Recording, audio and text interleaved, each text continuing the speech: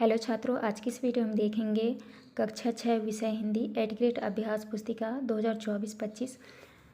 तो आज की वीडियो में देखेंगे पाठ 19 में है खूनी हस्ताक्षर। तो चलिए क्वेश्चन की ओर चलते हैं। पहला क्वेश्चन आता है आपका बहुविकल्पीय प्रश्न। प्रश्न क्रमांक पहले में है शब्द रवानी का पर्यायवाची शब्द है, तो आपका उत्तर हो जाएगा प्रवाह।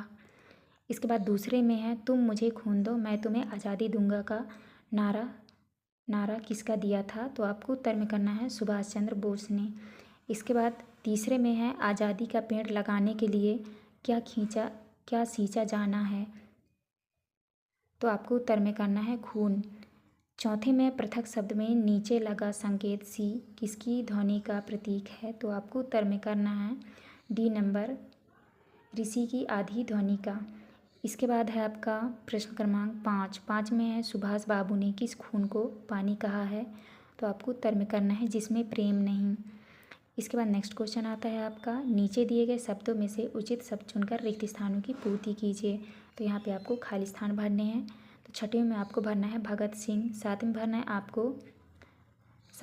है आपको क्रांतिकारियों, आठवीं में भरना है आपको रुधिर, और नौवां में भरना है आपको मातृभूमि, और 10वीं में भरना है आपको आज़ादी।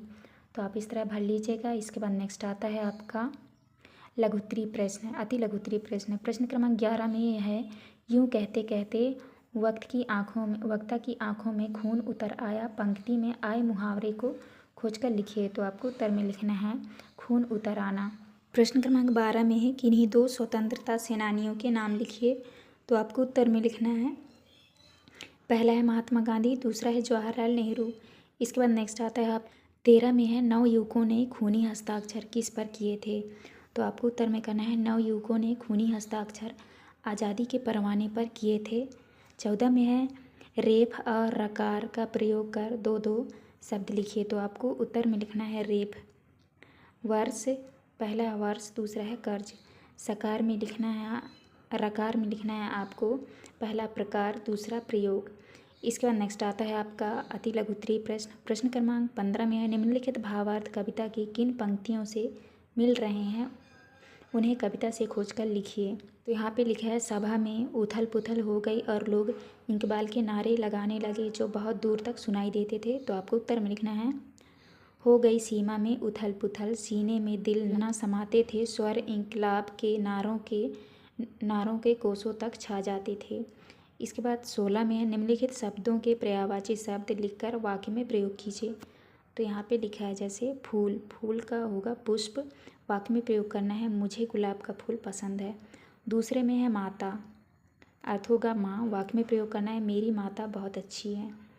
इसके बाद आता है आपका प्रश्न क्रमांक 17 में है क्रांतिकारियों में आज़ादी के भाव कैसे उत्पन्न हुए होंगे।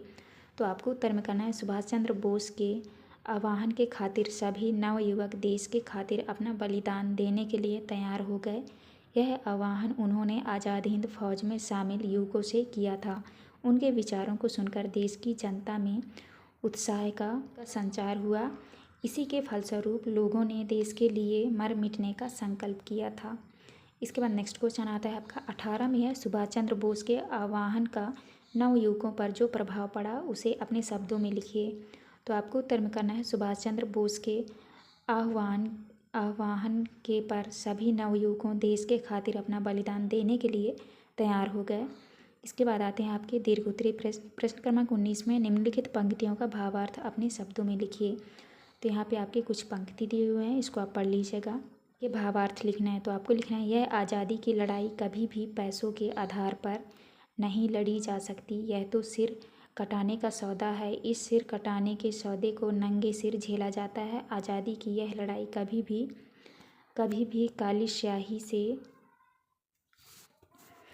स्याही से नहीं लिखी जाती, इसके लिए खून की लाल स्याही की ज़रूरत पड़ती है। इस स्याही को पाने के लिए युद्ध क्षेत्र में खून की नदी बहानी पड़ती है। तो आपको इस तरह करना है। इसके बाद नेक्स्ट आता है आपका प्रश्न क्रमांक 20 में है इस पाठ का शीर्षक खूनी हस्ताक्षर क्यों रखा गया है, लिखिए। तो आपको उत्तर में करना है इस पाठ का शीर्षक खूनी हस्ताक्षर इसीलिए रखा गया है क्योंकि इस असाधारण पत्र पर हस्ताक्षर करने वाले प्रत्येक व्यक्ति को अपना प्रत्येक व्यक्ति को अपना सर्वत्र त्याग करना है। भारत माता की आज़ादी के लिए अपना जीवन समर्पण करना है। तुम्हें अपने शरीर का उजला खून गिराना होगा, अर्थात आज़ादी के लिए खून देना होगा। तो आपको इस तरह करना है। ये था आपका लास्ट क्वेश्चन। यहाँ पे हमारी वीडियो कंप्लीट होती है। वीडियो अच्छी लगती है प्लीज़ हमारे चैनल को लाइक एंड सब्सक्राइब करिएगा। मिलते हैं अब नेक्स्ट वीडियो में।